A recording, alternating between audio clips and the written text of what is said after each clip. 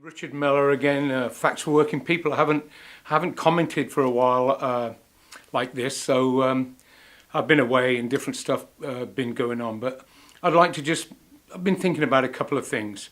I just recently, or today actually, got a letter published in my local paper because they are trying to pass the school board wants to have a parcel tax, which is a property tax.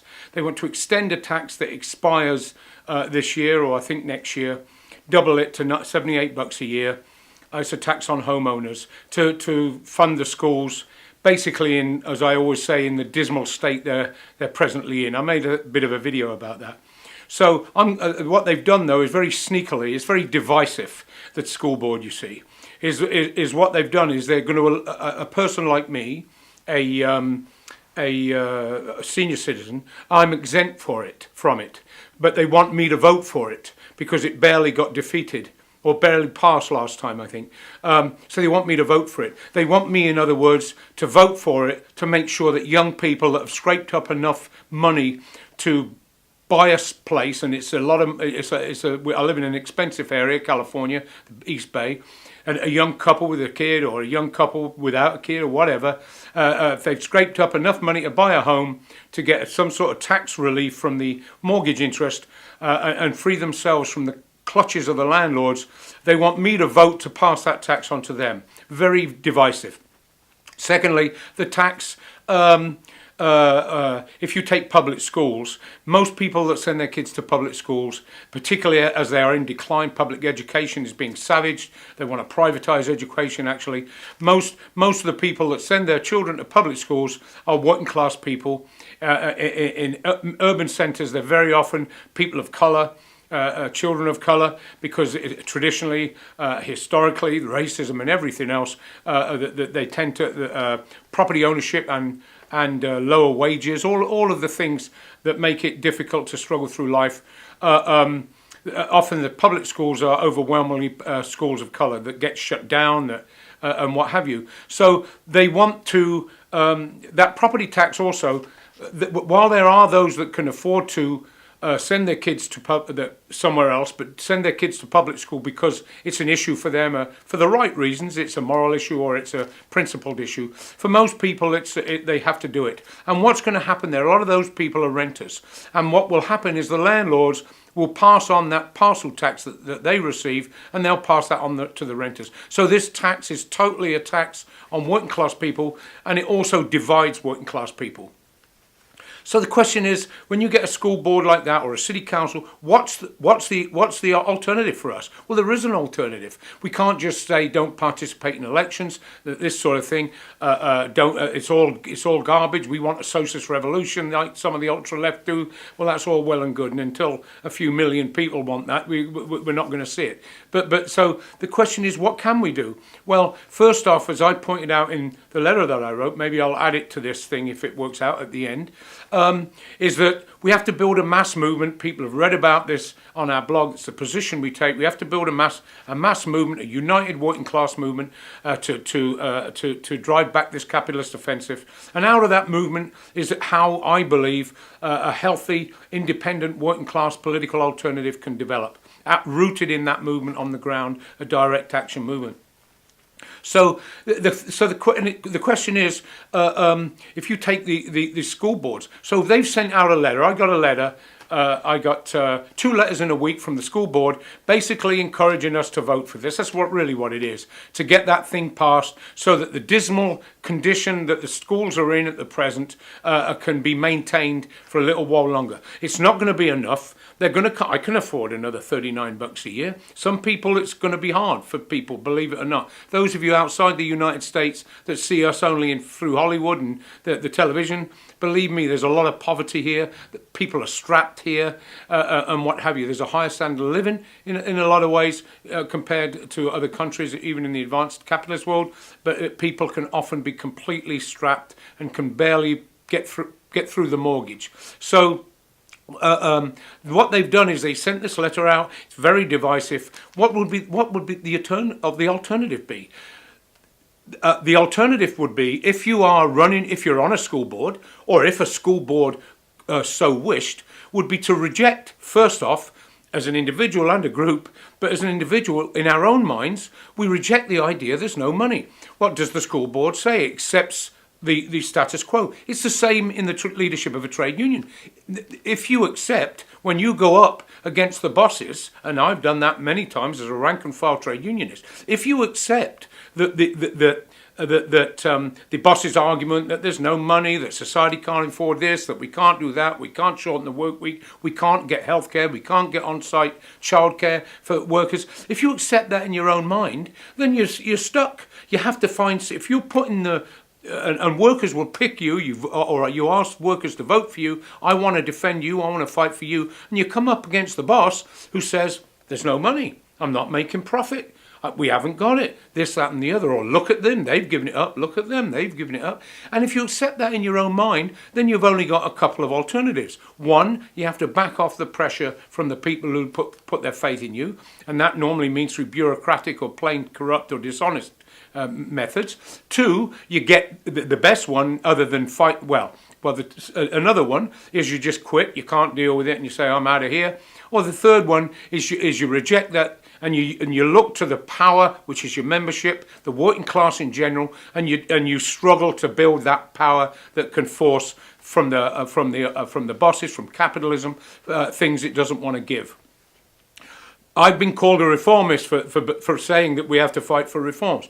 The question is, fighting for reforms, as long as you understand that that they're not lasting, you can't hold them. We have to change society, and in my view is we have to fight for socialism and get rid of this rotten system that it cannot provide a decent living, a decent life for people on earth, or save the environment, any of those things. Is that the struggle for reforms helps us learn about society, helps us learn that we have to take bigger steps, and we have to look at society in a different way. So in relation to a school board, it's the same thing, or an individual that were to run out of a movement for a school board. But the school board could take the complete opposite position. Instead of coming to us to tax ourselves, because it won't work, they'll be back for more. If they can't tax more, you know what they'll do? They'll lay off teachers. They'll make cuts at the workplace. They used to have a position, the union did, I remember, the teachers' union, cut furthest from the classroom. In other words, please don't cut the classroom, cut the janitor's job, cut the food preparer's job, or something like that. In other words, because they accept that there's no other alternative, we can't win anything, we can't go forward, then try desperately to make concessions that affect that are less than the bosses want. So we reject that idea. There's tons of money in society. There's crap loads of money and wealth in society. We got 180 billionaires in California alone. So the thing is, a school board could take a totally different position. In the case of San Leandro, here where I live, they could organise meetings in each community. They could start from a position of, we reject there's no money. If Sacramento, which is the state capital, and by that they mean the state government, is not coming forth within it, the federal government is not coming forth with it, we start from a position of, how do we go after it?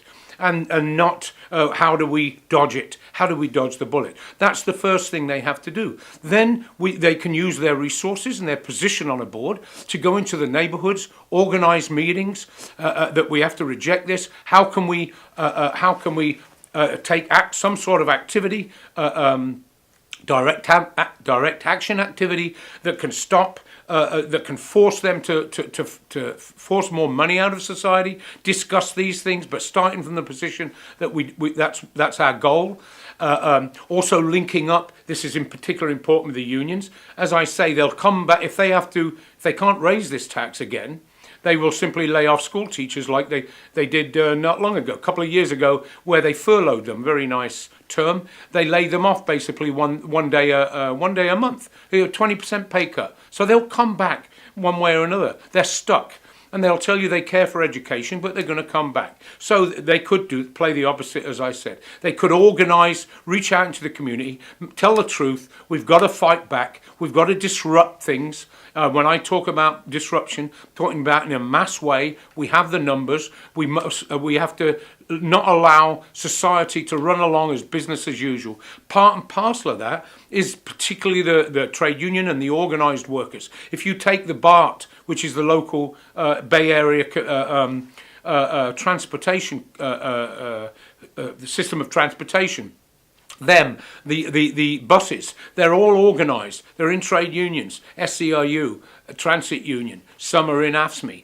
BART has the ability to cripple the economy of the Bay Area, San Francisco, the East Bay, and South, San Jose, and so forth.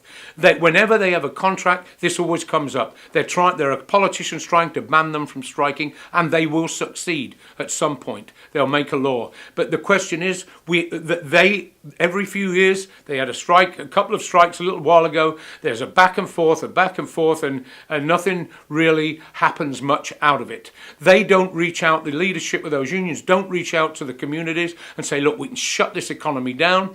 If we don't get what we want jobs, we want more jobs for young people, link up with the education unions and place some demands on the table that will draw the rest of the working class into that struggle. People will suffer some sacrifice if there's a gain in it for them. It's very hard to get a young worker that can't get to work for his $12 an hour job or $15 an hour job to honour the picket line of a worker getting $35 an hour, and they're getting their benefits attacked, and they want the support of that young worker. There's got to be something in it for them.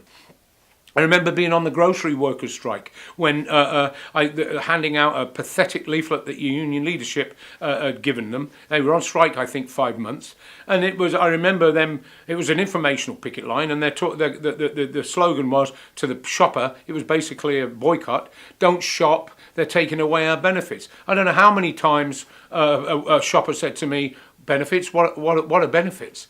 Why should that? There's nothing in it for them." And in that case, it was a similar situation with the trade union leadership up here. We were telling people not to shop in a store. We were the UFCW. I wasn't. I was in support. I went to the picket lines. We were telling people not to shop because the UFCW in the South was on strike against Safeway and what have you. And people would say to me, "Well, who's stocking the shelves?" "Oh, well, it's UFCW members." "Well, it's a different local. We can't pull them out," the union leadership would say. And of course, okay, then we might as well all give up because it's illegal to pull them out. What do they do when they say it's illegal to be in unions? What do we all give up? And that was the position of the union leadership. We can't pull them out because they'll fire. This is what workers on the picket lines told me. We've asked them about pulling them off the job and widening this struggle, and the union leadership's position was, they'll fire them all. Well, we start from a position of, if we pull them off the job, they'll fire them all. They'll want to fire them all. What have we got to do to make that action successful and not get fired? That's the issue. How do we build the power and strengthen the power of the workers? We have numbers. We're situated economically where we can hurt these people. And so that's I hope I'm making myself clear on this little short commentary here, but that's the same with this thing with the school board here. They end up, because we have to have answers to people who say, "Well, I'm going to run for school board. I haven't been asked will I run for city council here. I have no base here. I don't have a base of people." We have to have, if you're in a community where you have a base of people who start from that position, we reject that there's no money. At least you have to start from that position. It's what I always say about Christopher Hill's book about the revolution in England in the 1640s, when the great revolutionaries who wanted to reform the feudal system, wanted Parliament to be permanent and what have you, and they can only go so far because they believed that the king was king by God's will. And it was what Hill called the stopping the mind, their own consciousness, that had them believe that this was God's figure on earth, until Cromwell suggested we cut off his head and see what happens. And so that's the position we have to start from. We reject there's no money, we reject we can't have good schools, we reject in our own mind, and we build on that. And our activity all flows from that we're fighting against those that want to impose that position on us. So these are just a few things. I haven't done this for a while. Again, my name's Richard Miller. I'm with the Facts for Working People, this blog you're going to see this on. If you want to contact us, there's an email there. We also have phone discussions, conferences once a week to discuss the political situation, locally, nationally, federally, and that sort of thing. We do them every week. We also always looking for some donations because we do have expenses. And as I say, there's an email address on there. So anyway, this is Richard Miller, Facts of Working People.